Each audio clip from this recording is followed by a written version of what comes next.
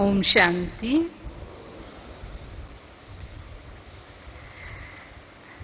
बाबा कहते हैं संतुष्टता ब्राह्मण जीवन की प्रॉपर्टी है और प्रसन्नता ब्राह्मण जीवन की पर्सनैलिटी है।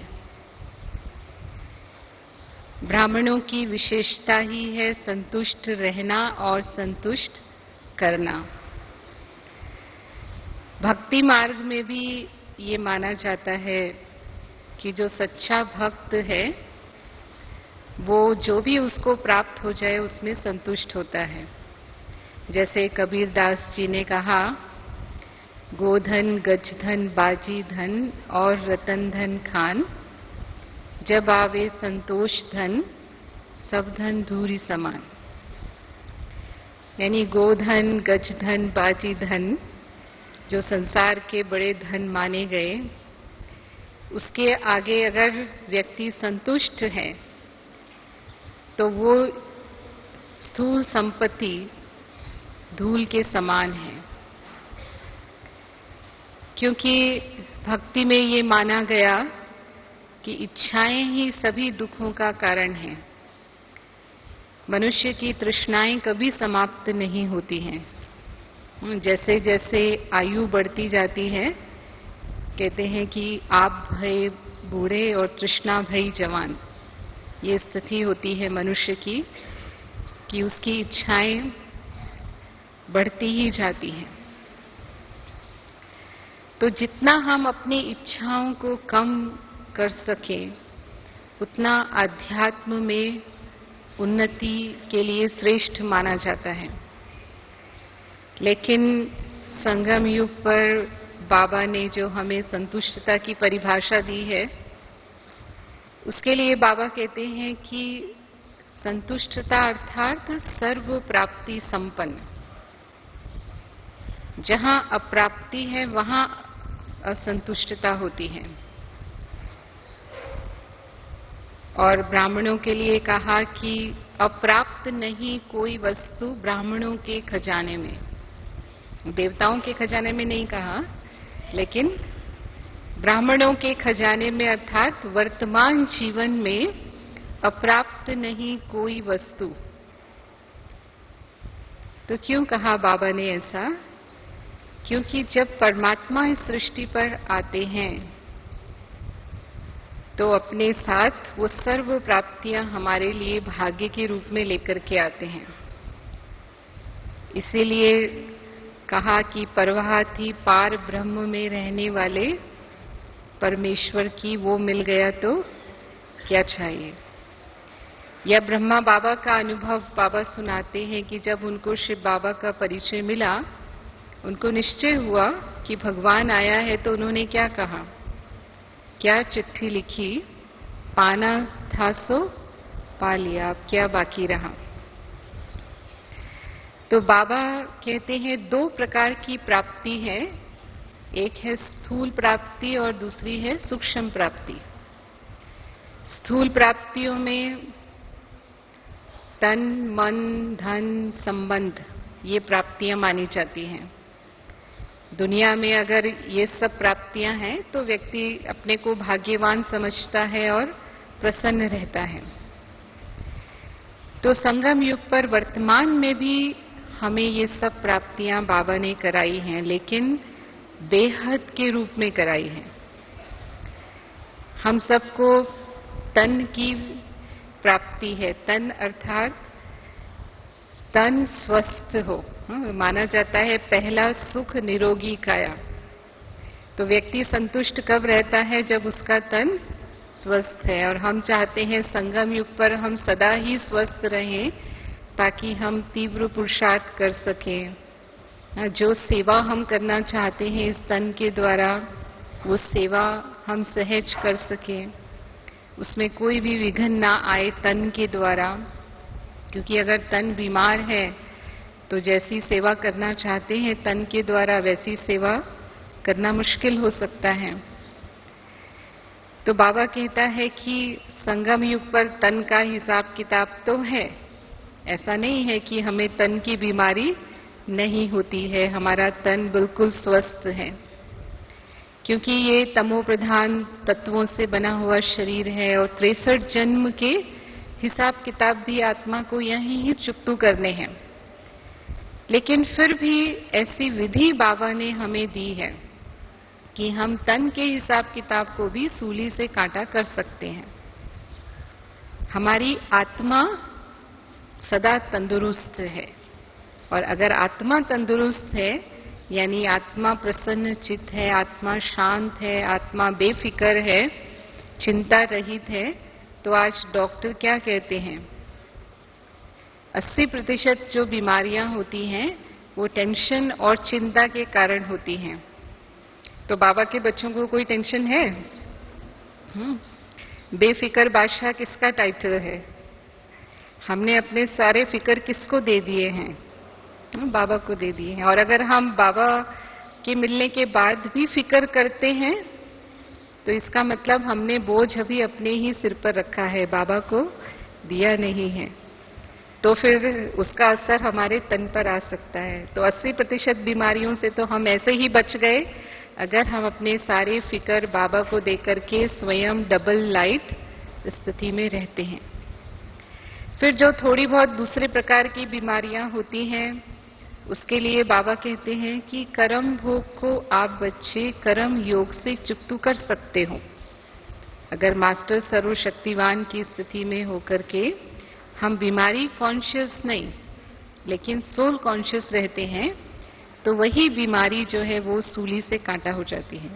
उसके लिए बाबा की श्रीमत है कि बार बार उसको वर्णन नहीं करो।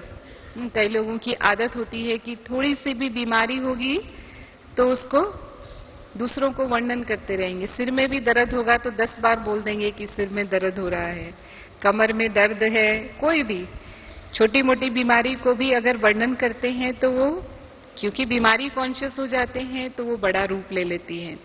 लेकिन वही अगर हमने योग बल के द्वारा आत्मिक स्थिति में हम रहे तो बाबा कहता है वही एक इंजेक्शन की तरह काम करता है। जैसे डॉक्टर दर्द को दूर करने के लिए इंजेक्शन देते हैं और तुरंत दर्द खत्म हो जाता है। तो ये आपकी जो अशरीरी स्थिति है, आत्मिक स्थिति है, वो भी बीमारी को दूर करने के लिए जैसे एक रूहानी शक्ति का काम करती है, इंजेक्शन का काम करती है। तो बीमारी को दूर करना, इसके लिए अनेक प्रयोग भी अपने यहाँ ग्लोबल हॉस्पिटल में चलते रहते हैं और आप सब उसके बारे में सुनते भी हैं। कई पेशेंट्स के ऊपर भी ये प्रयोग किए हैं और उसमें काफी सफलता मिली है। तो अगर हम इस तरह से योग की शक्ति का प्रयोग करें, कई बार हमारे पास शक्ति होती है लेकिन हम उसका प्रयोग नहीं करते हैं। जैसे अगर हमारे पास चाकू है, चाकू काटने के काम में आता है, अगर हम उसको यूज नहीं कर रहे हैं तो वो काटेगा नहीं। तो योग की शक्ति हमें हेल्दी बना सकती है। बाबा हमेशा कहते हैं कि योग बल से बच्चों की आयु बढ़ती है, योग से आप एवर हेल्दी बनते हो, ज्ञान से आप एवर हेल्दी बनते हो, लेकिन योग से आप एवर हेल्दी बनते हो। तो हम बन सकते हैं, लेकिन उसका प्रयोग और उसको किस विधि से हम अपने तन के लिए प्रयोग करें, वो प्रयोग करके हम सदा संगम युग पर भी स्वस्थ रह सकते हैं। और अगर फिर भी तन का कोई हिसाब किताब है तो भी अगर मन प्रसन्न है तो खुशी जैसी कोई खुराक नहीं। कई बार बाबा कहता है भले तन चला जाए लेकिन खुशी नहीं जाए। तो अगर हिसाब किताब कोई तन के हिसाब किताब के कारण तन छूट भी जाता है, लेकिन अगर वो खुशी खुशी से जाएगा तो आगे की प्राप्ति उससे भी अच्छी होने वाली है। आगे भी जाएंगे, एडवांस पार्टी में सेवा के लिए जाएंगे तो वो भी एक भाग्य बन जाएगा। लेकिन अगर कर्म बंधन में जाएंगे, अगर हाय हाय करके जाएंगे तो फिर वो पार्ट नहीं होगा, वो श्रेष्ठ पार्ट जो ड्रामा में होना चाहिए वो श्रेष्ठ पार्ट नहीं हो पाएगा। और न सिर्फ वर्तमान लेकिन भविष्य के लिए भी बाबा कहता है कि भविष्य 21 जन्मों के लिए सदा के लिए निरोगी बन जाते हैं। कभी भी कोई तन में रोग शोक देवताओं को होता ही नहीं है। लंबी आयु होती है ना, हो सकता है कलयुग में तो फिर भी अकाले मृत्यु हो जाती है। तो उसके लिए बाबा हमें कहते हैं बच्चे एवर रेडी रहो, कल का भी भरोसा नहीं ना। इन दिनों तो बाबा खास हमें बहुत अटेंशन दिलवाते रहे हैं कि अचानक और एवर रेडी, किसी भी समय। और हमेशा समझो कि अगर ये घड़ी मेरे जीवन की अंतिम घड़ी हो तो हम क्या पद पाएंगे, मेरा क्या पुरुषार्थ है। तो कल पर कभी नहीं छोड़ना, जो करना है वो आज करना है। तो बाबा हमें एवर रेडी रहने का इशारा इसलिए देते हैं क्योंकि समय ही अकाले मृत्यु का है, कभी भी कुछ भी हो सकता है, लेकिन सतयुग में कभी भी अकाले मृत्यु नहीं होगी। 150 वर्ष की स्वस्थ आयु जिएंगे और फिर जो शरीर मिलेगा वो भी नेचुरल ब्यूटीफुल होगा।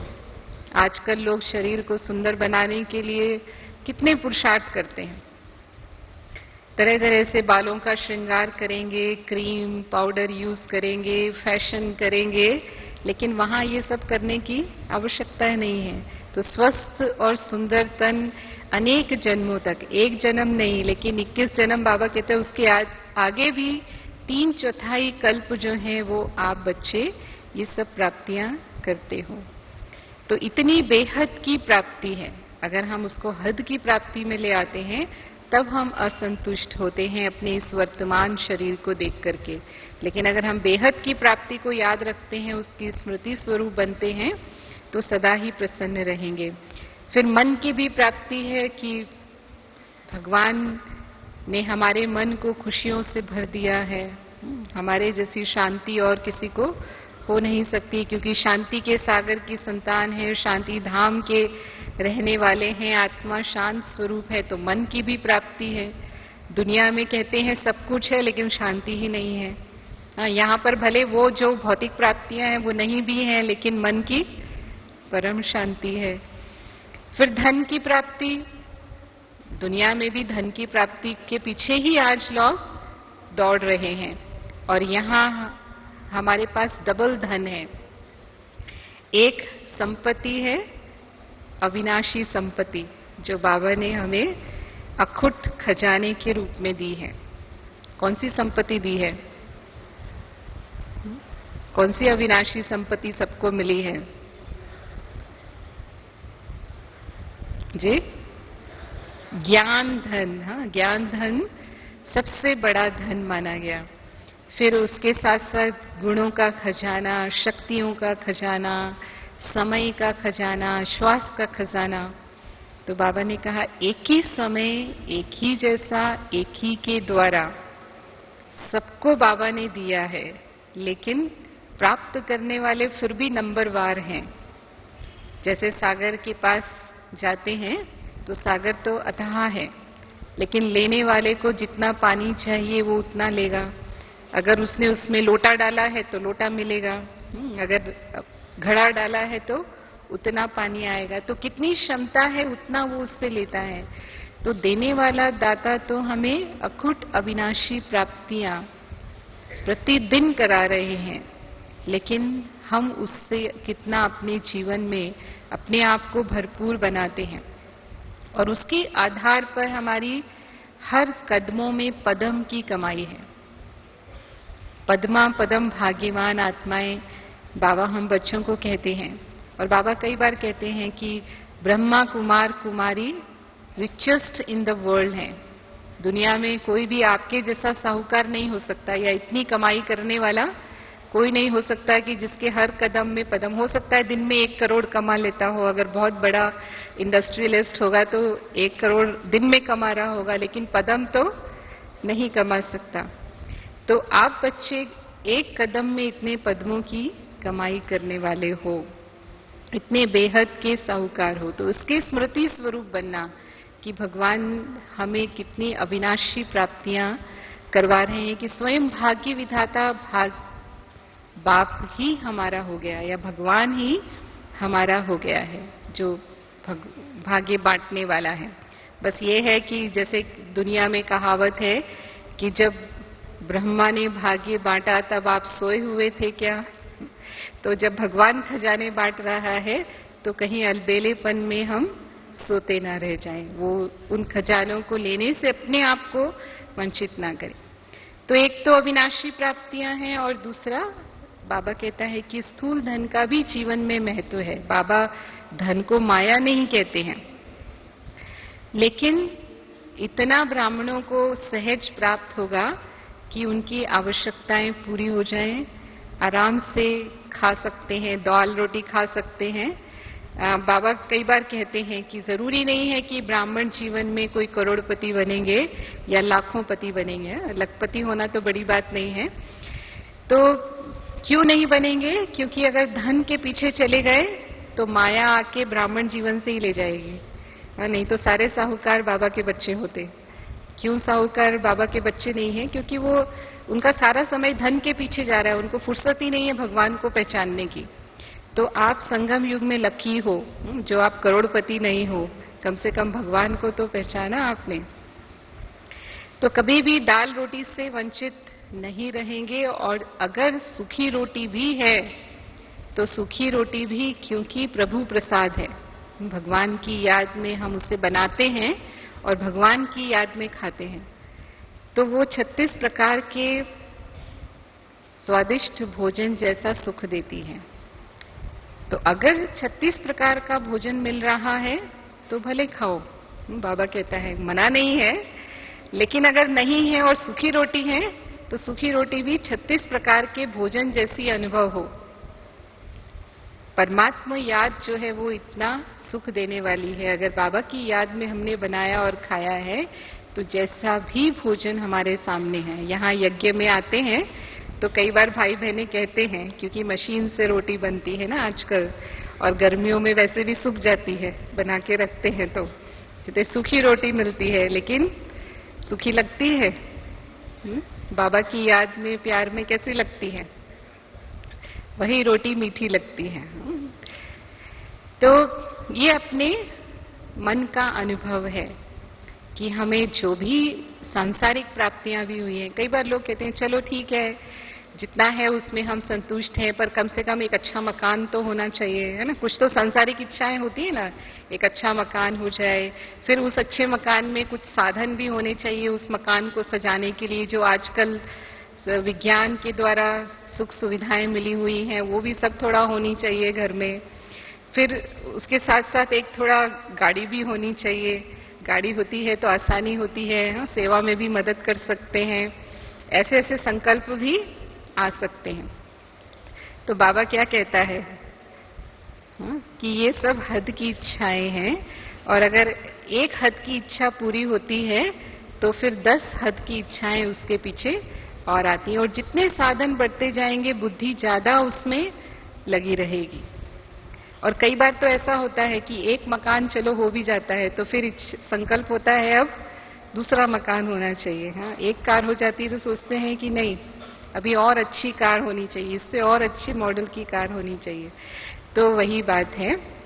तो हम बेहद की प्राप्ति को देखें कि आने वाला जो अनेक जन्म है, 21 जन्म है, उसमें हम कितने पद्मा पदमपति होंगे।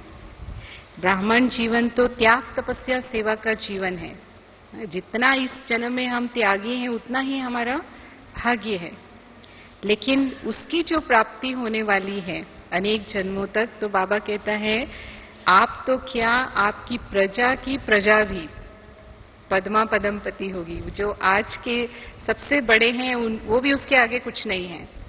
और फिर द्वापर युग में अगर चलते हैं तो द्वापर युग में जो भक्त हैं वो भी उन प्राप्तियों के आधार से चलते रहेंगे जो आज आपने प्रारब्ध बनाई है। तो उस हिसाब से अभी उतना अविनाशी खजाना हमें यहाँ संगम युग पर जमा करना है। फिर संबंधों पर आते हैं तो संबंधों के लिए बाबा कहते हैं सबसे श्रेष्ठ संबंध किसका संबंध है? परमात्मा का संबंध है। और संगम युग पर बाबा स्वयं ऑफर करते हैं कि मैं आपके लिए सर्व संबंधों से आपके साथ हूं। माता पिता, शिक्षक, गुरु, बंधु, सखा, साथी, कंपेनियन, जो भी संबंध बाबा से अनुभव करना चाहो किसी भी समय किसी भी स्थान पर हम अनुभव कर सकते हैं। फिर कुछ कहते हैं कि नहीं बाबा तो निराकार है ना, आकार है, उतना सहज अनुभव नहीं होता जितना मनुष्य आत्माओं के साथ अनुभव होता है। क्योंकि बाबा के साथ संबंध अनुभव करने के लिए हमारी स्थिति भी कैसी होनी चाहिए? आकारी और निराकारी स्थिति होगी तब तो हम बाबा के उस प्रेम का, उस संबंध का अनुभव कर सकेंगे।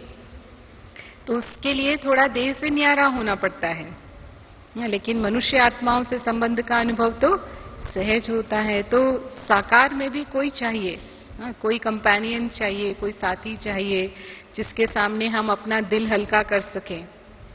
तो चाहिए, दोनों तरह की बातें हैं। कोई कहते हैं चाहिए और कोई नहीं चाहिए।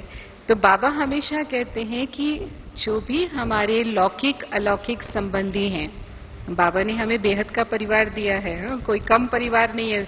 बाबा के साथ साथ कितना बड़ा परिवार मिला है, कितना बड़ा दैवी परिवार है। इतना बड़ा परिवार शायद किसी को नहीं हो सकता। लौकिक परिवार होगा बड़े से बड़ा तो चलो 10 मेंबर होंगे, 20 मेंबर होंगे, इससे ज्यादा तो नहीं होंगे अगर जॉइंट फैमिली भी होगी। लेकिन यहाँ बाबा का परिवार, दैवी परिवार कितना बड़ा है और सभी आत्माएं स्नेही सहयोगी हैं। वो करके कोई आत्माओं से हिसाब किताब होता है।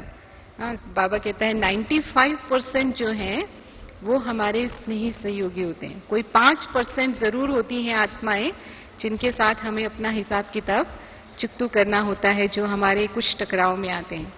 तो इतना बड़ा साकार दैवी परिवार तो है ना हमारे साथ, वो हमें प्राप्त हुआ है। लेकिन फिर भी उनको आधार नहीं बनाना है।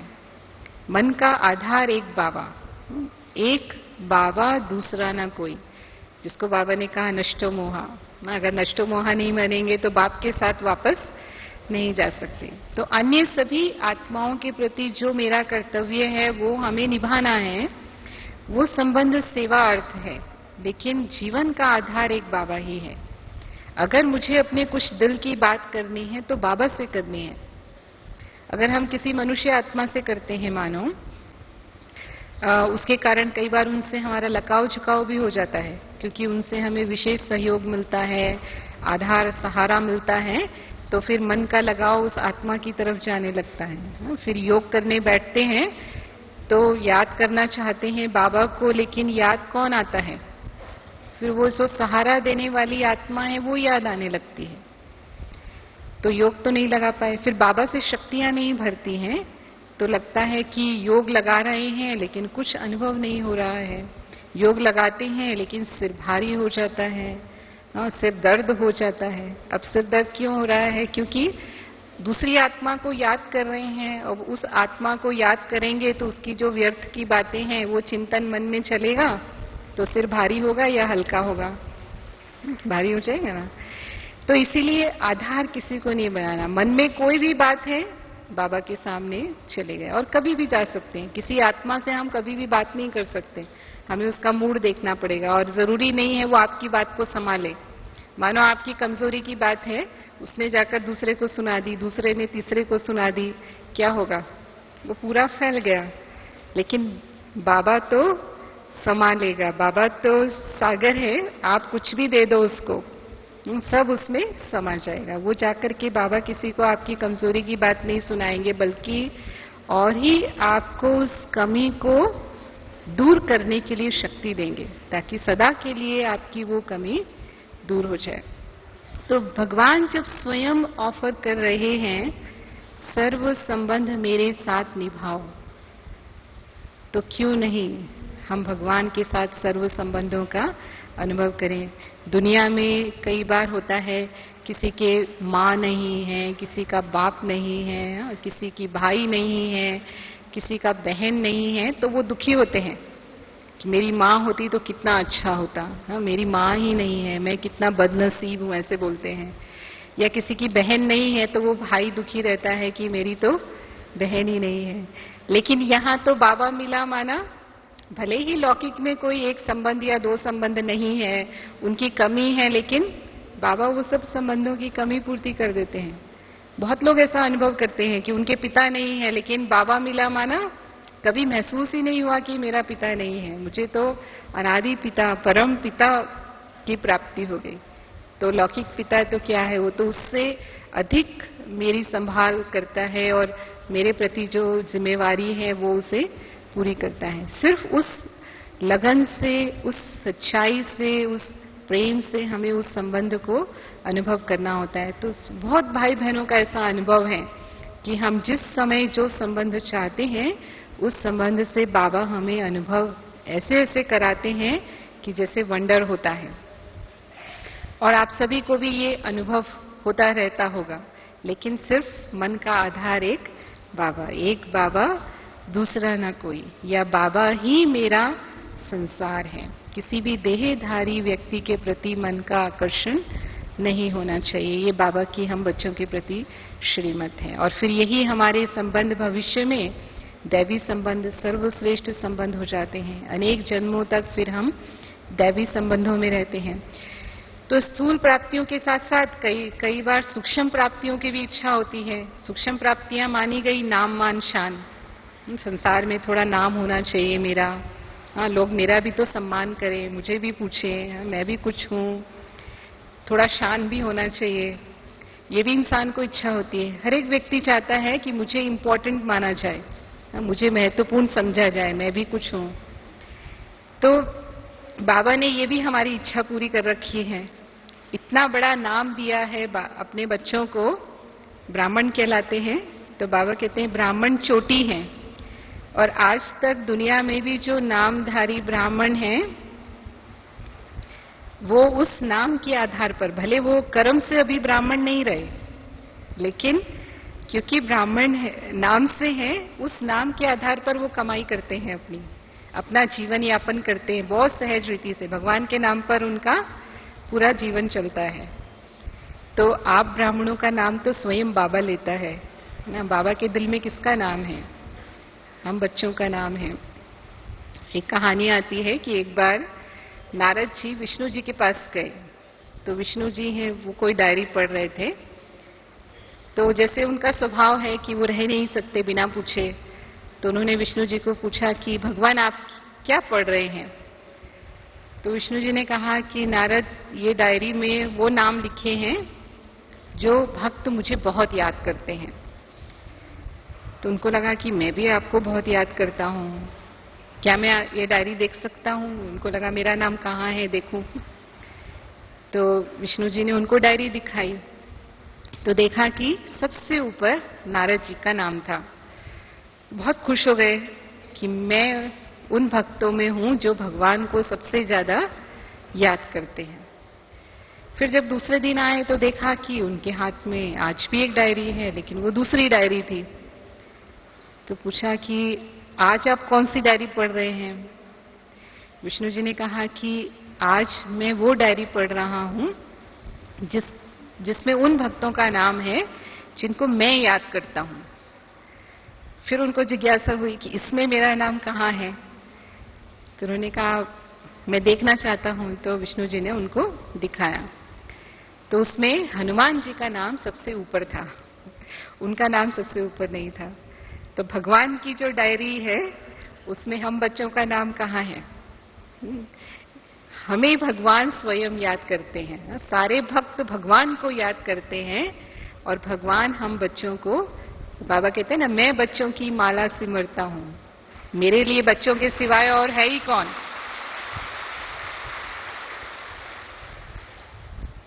तो जिन बच्चों को भगवान स्वयं नाम ले रहा है, जिनको याद कर रहा है, उससे ऊंचा नाम क्या होगा। फिर कई बार ब्राह्मण परिवार में जब सेवा में आते हैं, संपर्क में आते हैं, तो कुछ लोगों को फीलिंग आती है कि बहन जी ने मेरा नाम नहीं लिया। हम भी बहुत सेवा करते हैं, लेकिन काम हम करते हैं, नाम किसी और का हो जाता है। कई बार ऐसा होता है। तो बाबा कहते हैं मानो किसी आत्मा के साथ आपका कोई हिसाब किताब है जिसकी वजह से आपका नाम नहीं होता है। वो बहन हो सकता है जानबूझ करके भी आपको साइड में करती होंगी, लेकिन अगर उससे आपका नाम मिस हुआ है, बाबा के सामने आपका नाम पहले है, यानी विजय माला में आपका नंबर आगे है। तो जैसे गुप्त दान करने वालों का महत्व होता है, ऐसे ही गुप्त सेवा करने वालों का भी महत्व है। तो जब हम इस श्रेष्ठ नाम को स्मृति में रखेंगे तो नाम की इच्छा ही उत्पन्न नहीं होगी। कौन नाम हमारा ले रहा है? स्वयं भगवान ले रहा है। फिर मान की जो इच्छा होती है तो उसमें भी बाबा ने इतने श्रेष्ठ स्वमान हम बच्चों को दिए हैं।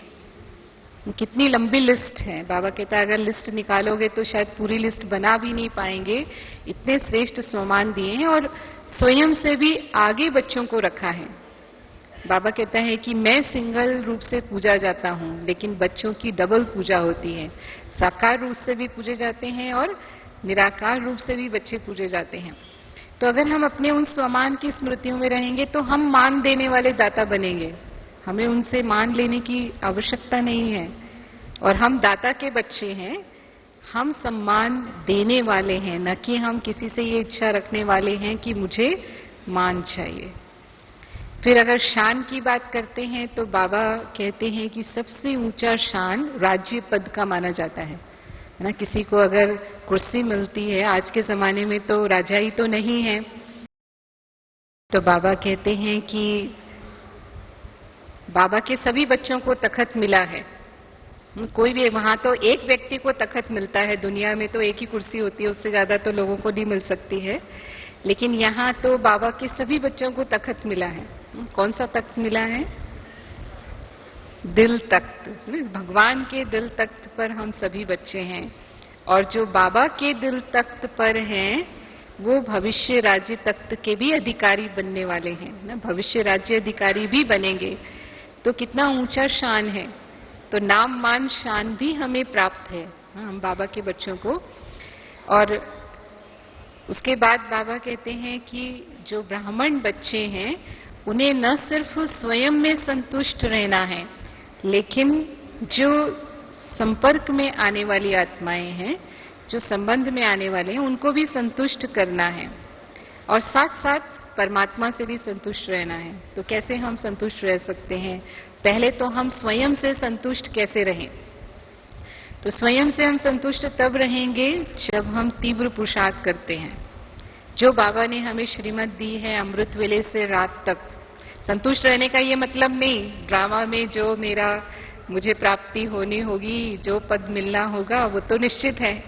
जो कल्प पहले मिला था वही आज मिलेगा, तो पुरुषार्थ करने की क्या जरूरत है? कई बार लोग ऐसे भी ड्रामा को लेते हैं और कहते हैं हम तो संतुष्ट हैं बहन जी, जितना करते हैं ठीक है, पता है कल को पहले भी इतना ही किया था। ये संतुष्टता है?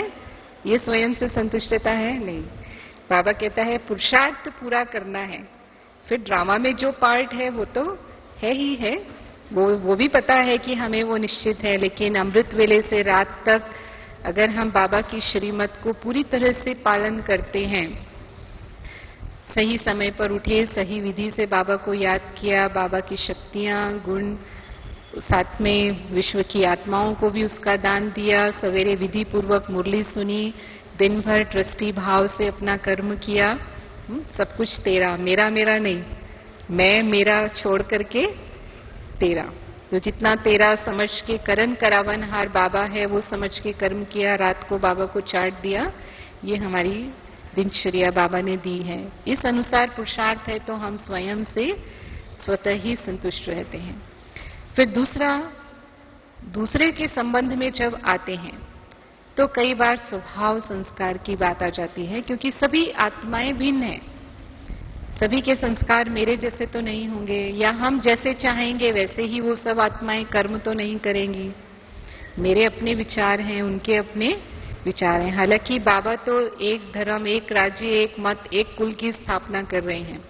वैसे लोग मानते हैं कि आपके यहाँ जितनी एकता है, आपके यहाँ जितना लोग एक जैसी बातें करते हैं, उतना दुनिया में और कहीं नहीं करते हैं। लेकिन फिर भी आत्माओं के संस्कार तो भिन्न भिन्न हैं और कहीं ना कहीं उनके संस्कारों को देख करके हम असंतुष्ट तो नहीं हो जाते। ये ऐसा क्यों करता है, ये ऐसा क्यों कहता है।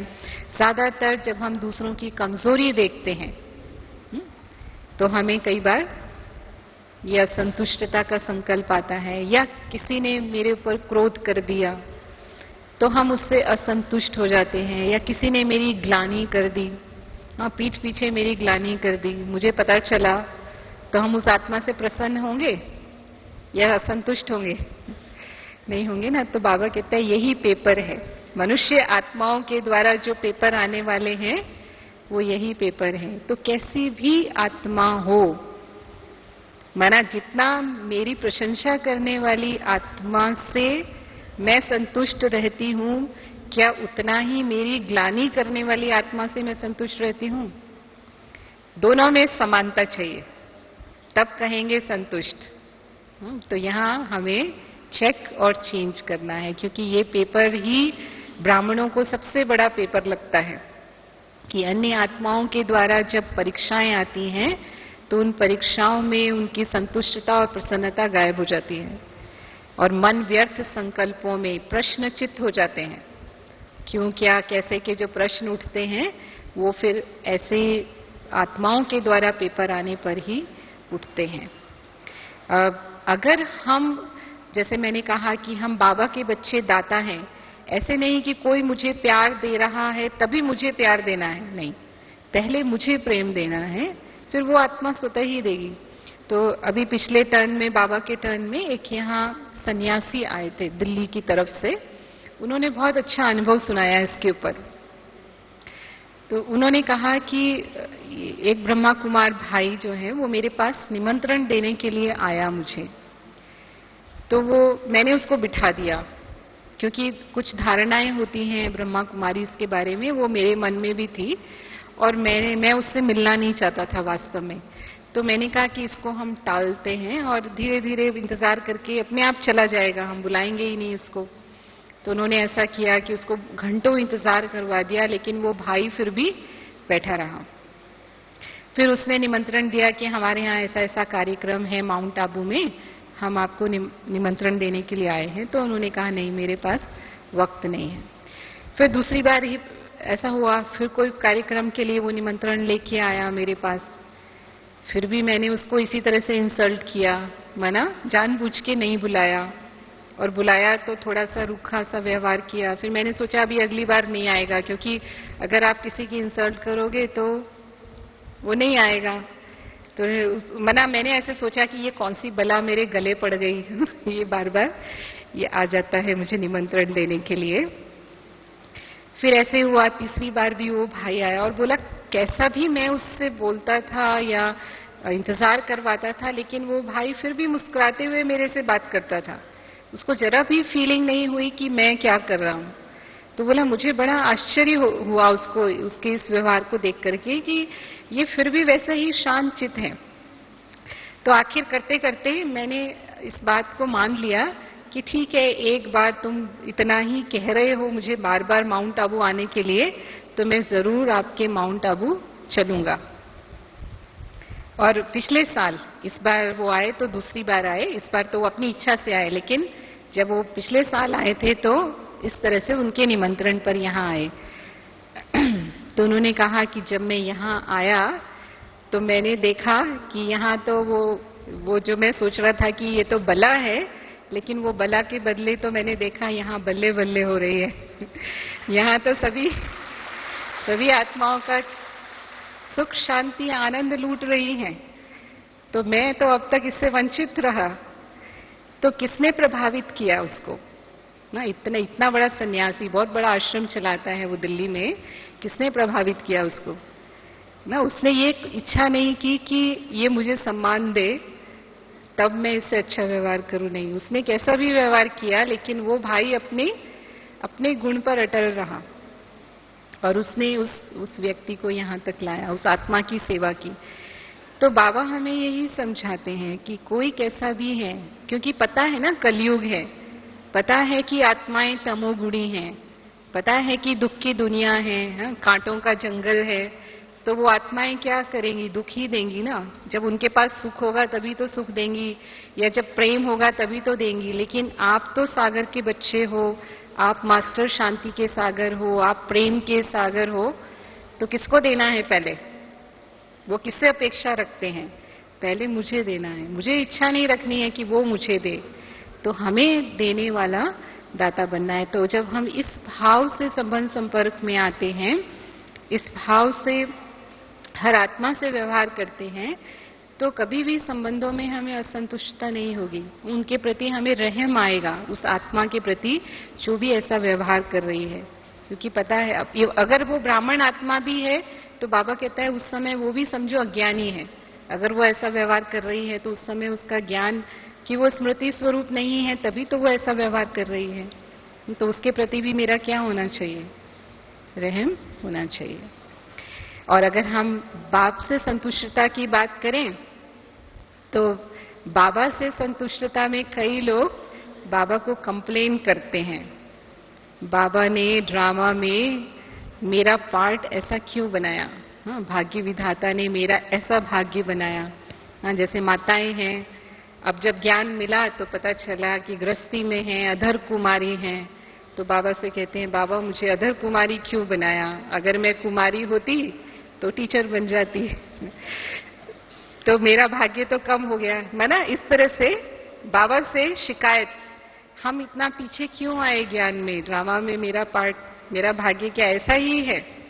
तो दोष देना, भगवान को भी हम दोष दे रहे हैं। लेकिन बाबा ने क्या कहा, ड्रामा में मेरा जो भी पार्ट है उस पार्ट में कल्याण है, मेरे लिए उस पार्ट में कल्याण है। भले देखने में ऐसा लग रहा है, क्योंकि हम दूसरों से तुलना करते हैं ना, तब असंतुष्ट होते हैं। आप अपने पार्ट को देखो और बाबा को देखो, तो हर एक पार्ट की अपनी विशेषता है। टीचर के पार्ट की अपनी विशेषता है, कुमारी के पार्ट की अपनी विशेषता है, अधर कुमार कुमारियों के पार्ट की यानी ग्रस्त जीवन के पार्ट की अपनी विशेषता है। तो उस विशेषता से अपने को विशेष आत्मा समझ करके पुरुषार्थ में आगे बढ़ते जाना है। तो ये भी नहीं, बाबा इसलिए कहते हैं कि संतुष्टता का मतलब है कि संतुष्ट आत्मा निर्दोष और निस्वार्थ दृष्टि वृत्ति वाली होगी। वो किसी के ऊपर भी दोष नहीं रखेगी, ना बाबा के ऊपर, ना ड्रामा के ऊपर, ना स्वयं के ऊपर, ना प्रकृति के ऊपर और ना ही आत्माओं के ऊपर।